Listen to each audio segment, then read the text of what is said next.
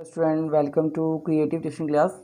Student जो next video लेकर आए हैं वो है बीए प्रोग्राम सेकेंड ईयर का टॉपिक है और जो बुक है आपकी वो है human rights gender and environment, Hindi में मानव अधिकार ए लिंग ए पर्यावरण।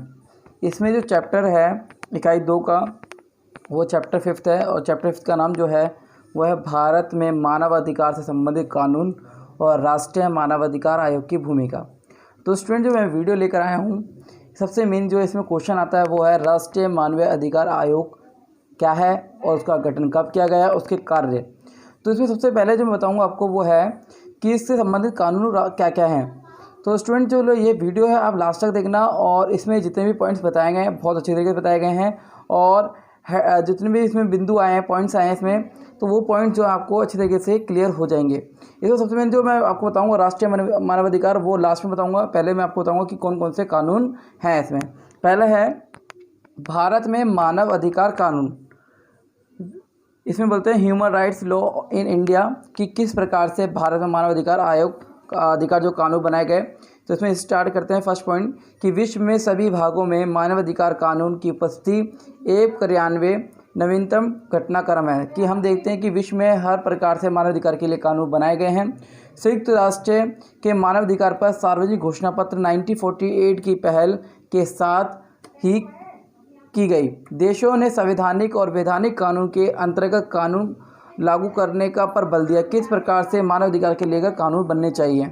नेक्स्ट जो पॉइंट है इसमें है कि संवैधानिक कानून जैसे प्रस्तावना, मौलिक अधिकार, नीति निर्देशक तत्व आदि और वैधानिक कानून जो होते हैं वो होते हैं महिला, बच्चे, पिछड़े वर्ग आदि के लिए उनके अधिकारों को संरक्षण के लिए कानून बनाना। जैसे कि बनाया गया मानव संरक्षण अधिनियम 1983 बनाया गया जिसके अंतर्गत जो पिछड़े वर्ग हैं, महिलाएं हैं, बच्चे हैं, उनको किस प्रकार से उनके अधिकारों की रक्षा की जा सके। तो ये था भारत में मानव अधिकार कानून, human rights law in India. इसमें सबसे मेन जो है कि जो भी बताया गया है कि अंतर्राष्ट्रीय सहमति पर किस प्रकार से इनको अधिकार मिलने चाहिए, इनको अधिकार को संरक्षण मिलना चाहिए।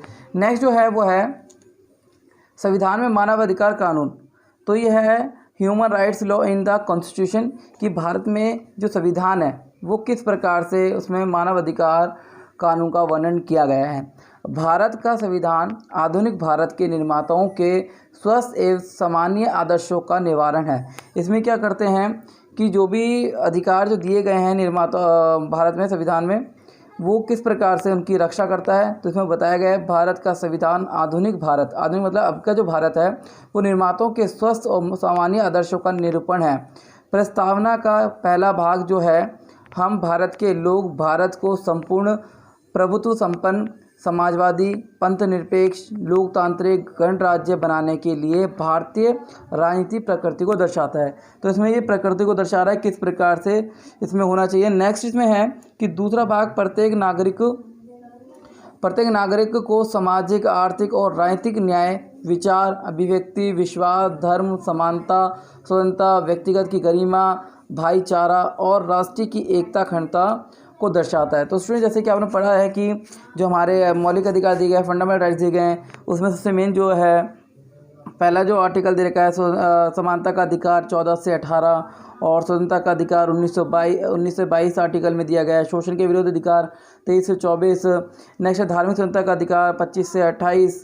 शैक्षणिक शिक्षा का अधिकार 1930 और संवैधानिक उपचारों का अधिकार जो 31 से 32 में दिया गया है।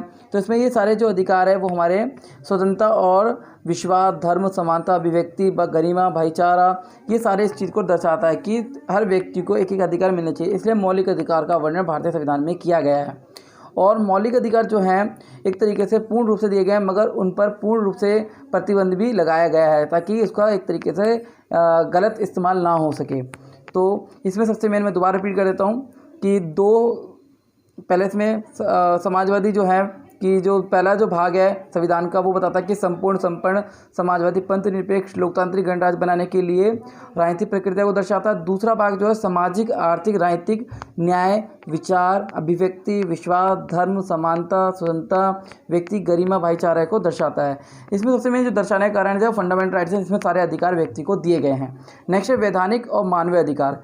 वैधानिक मानवीय अधिकार मतलब जो मानव संरक्षण अधिनियम के तहत दिए गए हैं और इसमें सबसे मेन क्या है, इसमें 2 भागों में बांटा गया है इसको। पहला संवैधानिक कानून और दूसरा आपका वैधानिक कानून। संवैधानिक कानून तो मैंने आपको बताया, प्रस्तावना, मौलिक अधिकार, नीति निर्देश तत्व, ये सारे संवैधानिक है। वैधानिक उसमें आता है जैसे महिला, बच्चे, पिछड़े वर्गों के लिए संरक्षण प्रदान करना।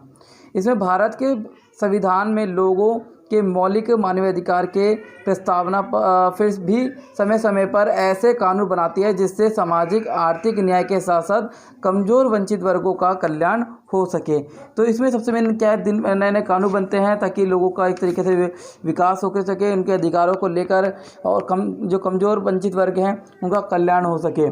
तो इस प्रकार से कल्याण होने के नाते क्या करते हैं ये, जिसमें सामान्य तौर पर खास वर्गों के लोगों को मानवाधिकार के संरक्षण व प्रोत्साहन को बल दिया मिलता है। इसमें क्या है कि जो भी वंचित वर्ग हैं उनको कहते हैं उनके मानवाधिकार के लिए संरक्षण को प्रोत्साहन पर बल मिलता है। और महत्वपूर्ण संवैधानिक कानून जो है व्यापक जनसमूह के मौलिक मानवाधिकार के संबंधित कानून शामिल हैं, और ये जो मानवाधिकार जो है 1983 में है।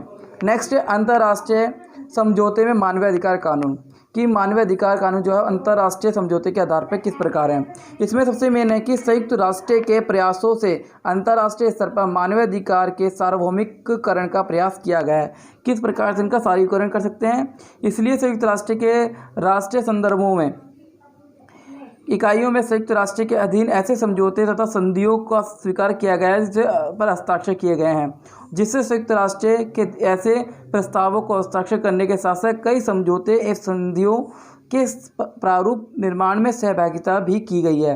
अंतर्राष्ट्रीय जो है इसके मैं आपको बताता हूँ, अंतर्राष्ट्रीय संधि जो है वह समझौते हस्ताक्षर करने के से भारत सरकार को घरेलू और अंतर्राष्ट्रीय स्तर पर मानवाधिकार संरक्षण तथा प्रोत्साहन के लिए अंतर्राष्ट्रीय प्रारूप जरूरत मुताबिक कानून सुधार की गुंजाइश बनी रहती है।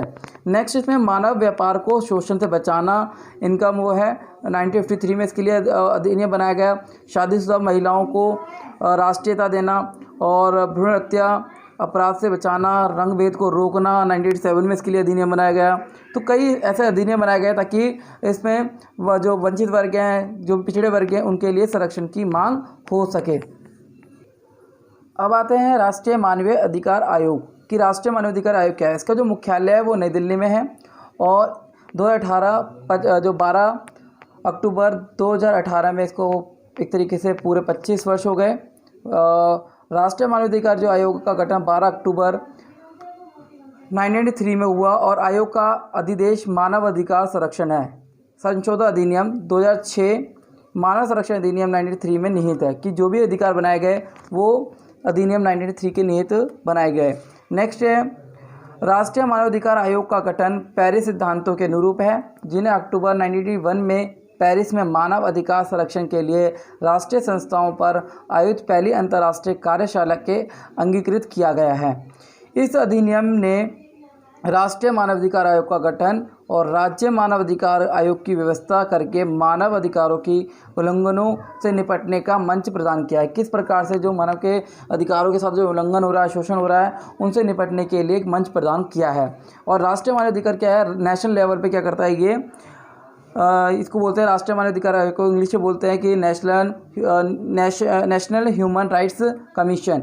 जो क्या होता है, नेशनल लेवल पर जितने भी मानवाधिकार संबंधित जो भी हैं उन फैसलों को एक तरीके से उजागर करता है। नेक्स्ट है इस आयोग ने देश की सर्वोच्च संस्था के साथ साथ मानव अधिकारों की लोकपाल भी है इसमें, जिसके अध्यक्ष उच्च न्यायालय के पूर्व न्यायाधीश होते हैं। तो इसके क्या है, संस्था के साथ साथ के एक लोकपाल भी बनाया गया है जिसके अध्यक्ष जो हैं वो उच्च न्यायालय के पूर्व मुख्य न्यायाधीश होते हैं। नेक्स्ट जो इसका दूसरा पॉइंट है वो है अधिनियम 1983 की धारा 12 में ये परिकल्पना भी की गई है कि समाज में विभिन्न वर्गों के बीच मानवाधिकार साक्षरता का प्रयास करेगी। साक्षरता मतलब कि पढ़ाने पर एक तरीके मानवाधिकार के एजुकेशन के लेकर एक तरीके अच्छे प्रयास करेगी कि किस प्रकार से इनको एजुकेटेड करना है। नेक्स्ट है इस आयोग ने देश में आम नागरिकों, बच्चों, महिलाओं, वृद्ध जनों के अधिकारों की रक्षा के लिए समय समय पर उनकी सिफारिशों की सरकार तक पहुंचाई है। जो भी सिफारिशें सरकार तक पहुंचाई और सरकार ने इन सिफारिशों पर एक तरह ध्यान दिया है। नेक्स्ट आयोग के कार्य क्या है, इसमें किसी भी पीड़ित व्यक्ति द्वारा या अन्य व्यक्ति द्वारा लोक सेवकों द्वारा मानवाधिकार के हनन के मामले की शिकायत की सुनवाई करना, किसी लंबित वाद के मामले में न्यायालय की सहमति से निपटारा, कि कोई भी जो विवाद चल रहा है वो न्यायालय की सहमति पर ही उसका समाधान हो सकता है। मानसिक अस्पताल या किसी संस्था में कैदी रूप में रहने वाले व्यक्ति के जीवन की स्थिति की जांच की व्यवस्था करना भी उनके पास है। नेक्स्ट है आतंकवाद या अन्य विध्वंस कार्य के संदर्भ में मानवाधिकार को सीमित करने की जाँच करना। नेक्स्ट, भारत में मानवाधिकार को बढ़ावा देने के उद्देश्य से मानवाधिकार के क्षेत्र में शोध करना। तो ये इसके मुख्य कार्य हैं जो मैंने आपको बताया। तो स्टूडेंट, जो सबसे मेन जो क्वेश्चन आता है वो है इसमें राष्ट्रीय मानवाधिकार आयोग क्या है, नेशनल ह्यूमन राइट्स कमीशन, इसके ऊपर हमेशा क्वेश्चन आता है एग्जाम में, टिप्पणी भी आती है इसके ऊपर। और ये क्वेश्चन आएगा तो आ सकता है कि भारत में मानवाधिकार से संबंधित कौन कौन सी संस्थाएं, कानून हैं, और उसके आधार पर राष्ट्रीय मानवाधिकार आयोग का वर्णन करें। तो स्टूडेंट, ये जो वीडियो है मैं लेकर आया हूँ, और इसमें सबसे मेन जो कार्य हैं वो आप और बुक में अच्छी तरीके से पढ़ सकते हैं और अच्छे तरीके से इनको एक्सप्लेन कर सकते हो। तो ये उम्मीद करता हूँ कि वीडियो आपको समझ आएगी। इसको लाइक करें, शेयर करें। धन्यवाद।